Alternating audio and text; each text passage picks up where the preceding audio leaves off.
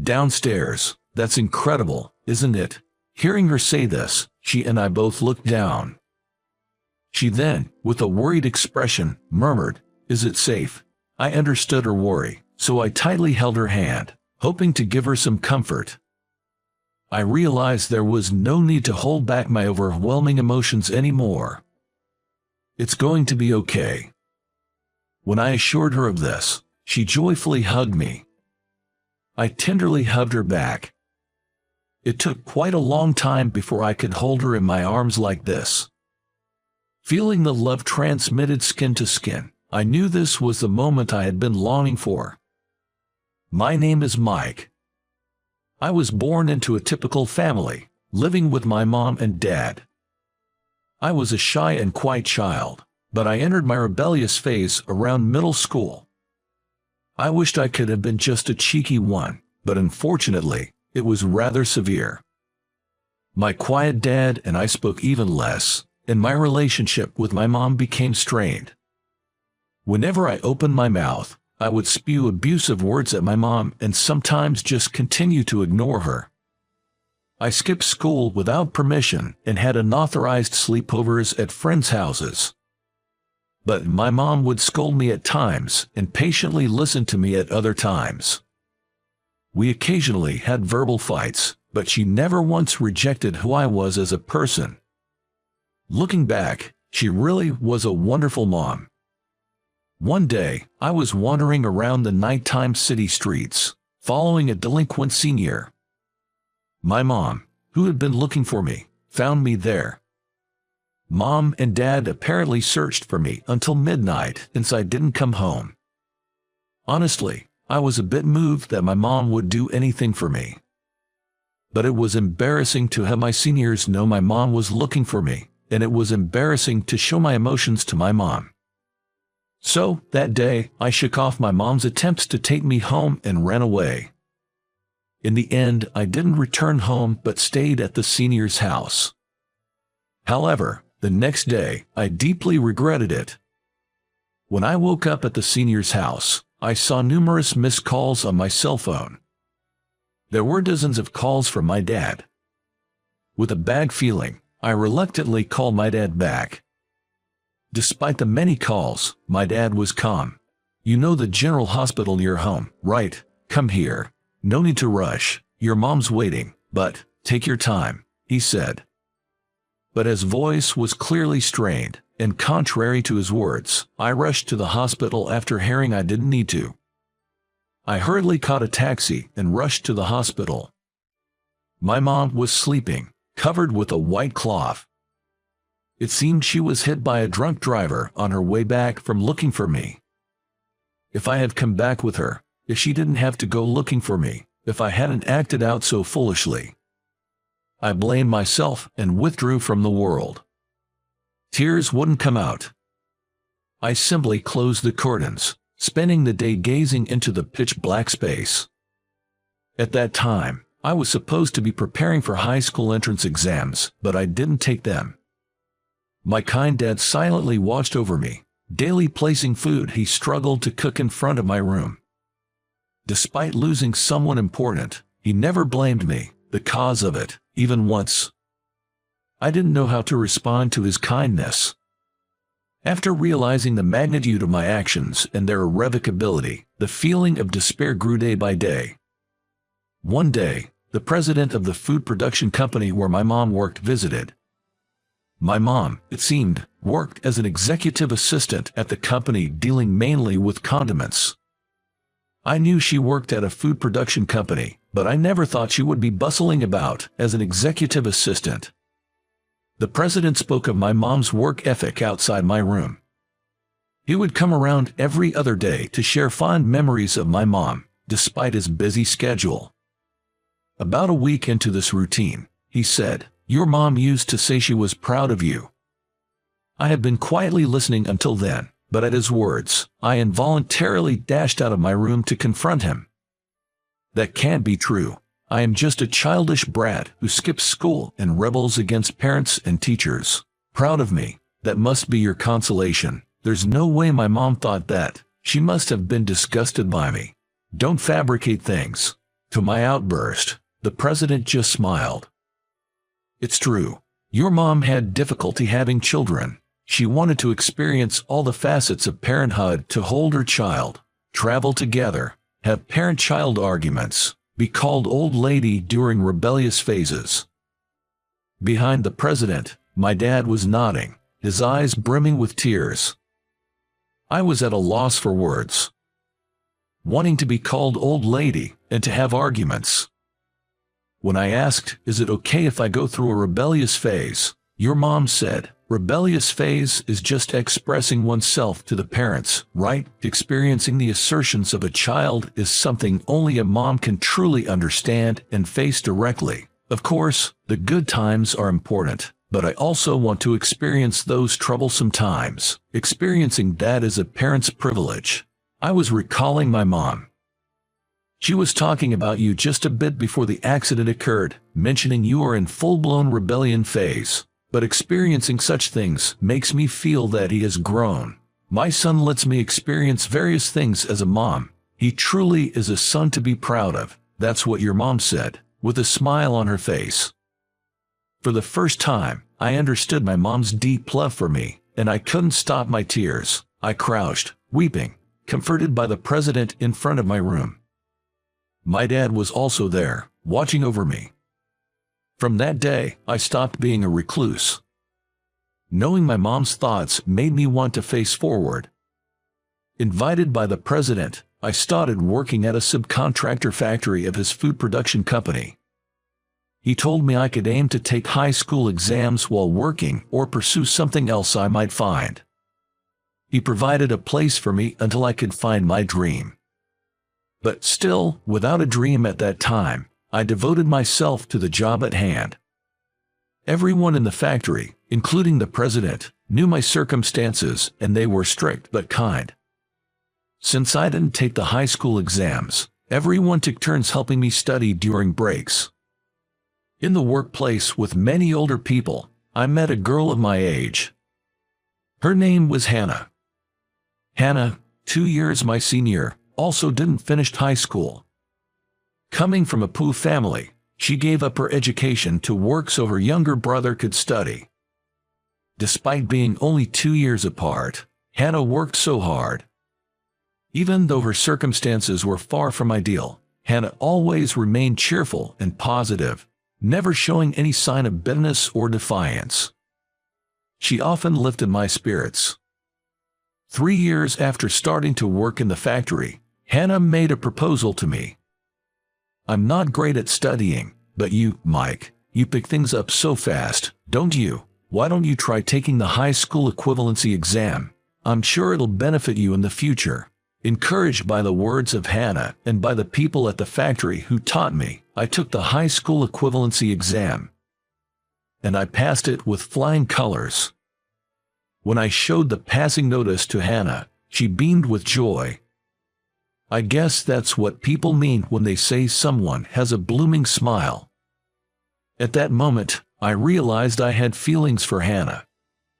I was promoted to a full-time employee when I turned 20. And by the time I was 23, I was called to the main office. Hannah and I were still in touch, but our relationship didn't progress. It seemed like Hannah saw me as a family member or a younger brother, so I didn't have the courage to confess my feelings to her. She started attending night high school after successfully sending her brother to college.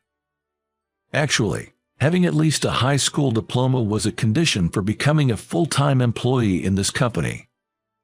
Hannah aimed to become a full-time employee after obtaining her high school diploma. When I was to move to the main office, she was more delighted by my promotion than I was. Amazing. Keep it up. I'll do my best too. Hannah, who always supports people straightforwardly, seemed indeed a wonderful woman. I then accumulated achievements in the sales department of the main office and served as a section chief. Hannah retired when she got married at 27. It was shocking, but it was my fault for not having the courage to tell my feelings. Hannah didn't have a wedding, so I never met her husband, but she seemed very happy. Seeing her smile, Blessing her was the only option for me. After turning 30, it was decided that I would be transferred as the head to the HR department, a department with only highly educated people. This transfer, where a young punk like me would go to a department full of highly educated people, was unprecedented. I was taken in by the president, and I had been doing my best to handle the tasks at hand. I had always wanted to live a life that wouldn't shame my mom. I managed to get here with the help of the people around me. I had nothing but gratitude for everyone who had supported me up until now. Finally, my first day as a department head arrived. However, I was suddenly made aware of the unhealthy mindset of this department. I was asked by the section chief of the new department about which university I graduated from. Since it wasn't something to hide, I honestly said, I dropped out of junior high. Before I could tell him that I had obtained my high school equivalency after joining the company, he immediately started looking down on me. Junior high dropout, are you sure you're in the right place? Everyone here is highly educated. I don't need a junior high dropout as my subordinate. Please, leave. It seems that he thought I was another employee who was transferred on the same day. I was pissed off at the section chief's disdainful attitude. The people at the factory and Hannah who saved me may not have been highly educated, but they were all wonderful people. Feeling looked down upon because of lower education felt like those people were also being looked down upon. I don't need a subordinate who discriminates based on educational background either. Subordinate. The perplexed section chief and I faced each other. I've been assigned here from today. I only had a middle school diploma when I joined the company, but with everyone's support, I earned my high school diploma. I've proven my capabilities, and here, I will be the department head, so I'll be your superior. The color drained from the section chief's face, and he apologized in a faint voice. However, actually, judging people by their educational background wasn't unique to the section chief. In this human recourse department, known for collecting highly educated individuals, many shared a discriminatory view based on educational background, like the section chief. The president himself appointed me as the head of this department, probably for that reason. It seems the president has always wanted to put an end to the discriminatory view based on educational backgrounds within the company. So, even though I joined with only a middle school diploma, he appointed me, having proven my worth, as the new head of the HR department. I want a workplace where capable individuals are recognized, regardless of their educational background, the president told me. From then on, I proceeded with reforms under the president's instructions. Scouting talent for the HR department, irrespective of their educational background, was also part of it. I would identify potential candidates and the president would interview them, and if they had the president's approval, they were welcomed into the HR department. My reunion with Hannah was during one such talent search. I found Hannah, who was supposed to have resigned to get married, in another department. When I heard about an excellent employee, I checked the employee list and found out it was Hannah.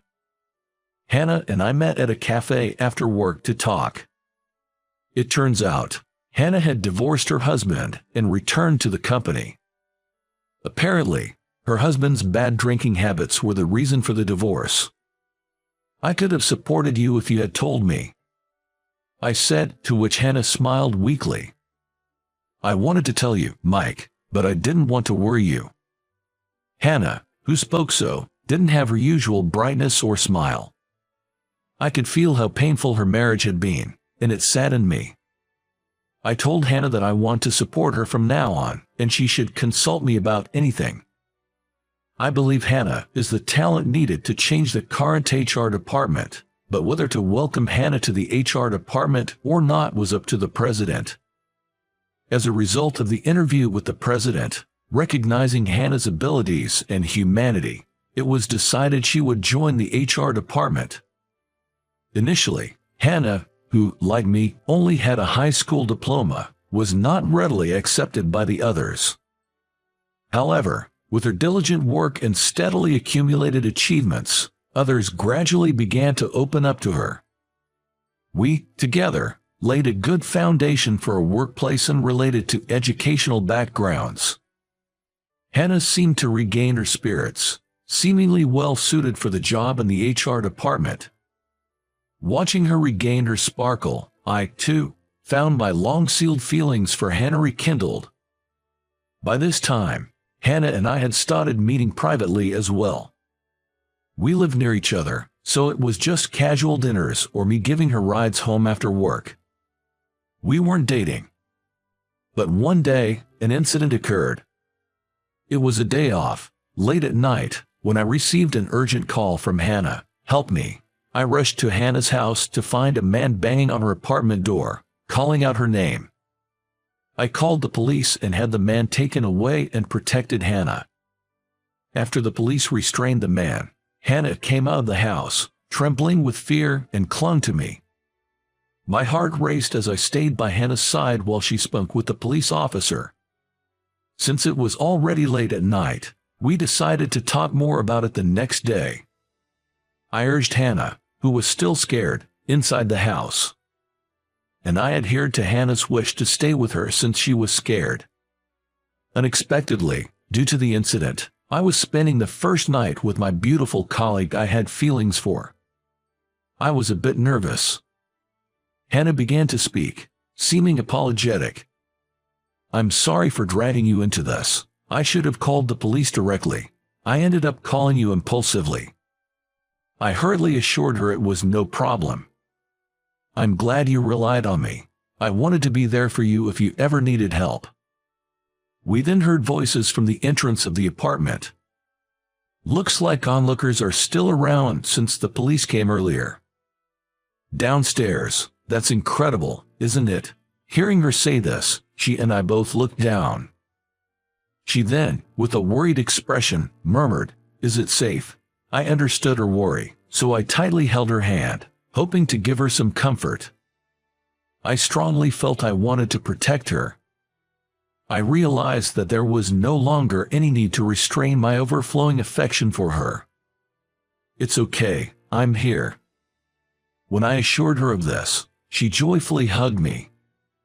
I tenderly hugged her back. Finally, I told my feelings to her that I had harbored for so many years. It took quite a long time before I could hold her in my arms like this.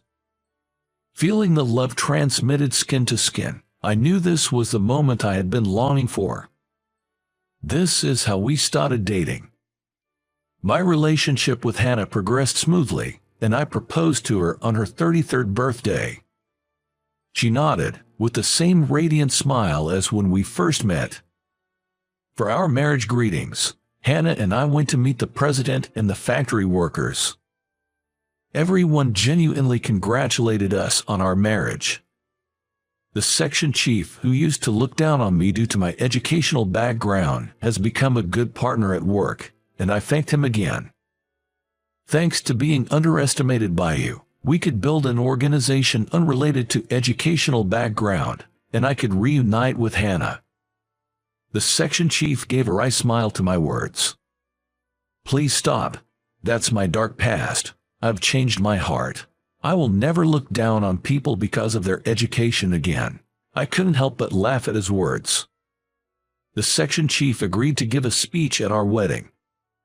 At the wedding, I want to express my gratitude to my parents who raised me, the president who took me in, the factory workers who watched over my studies, and my current colleagues.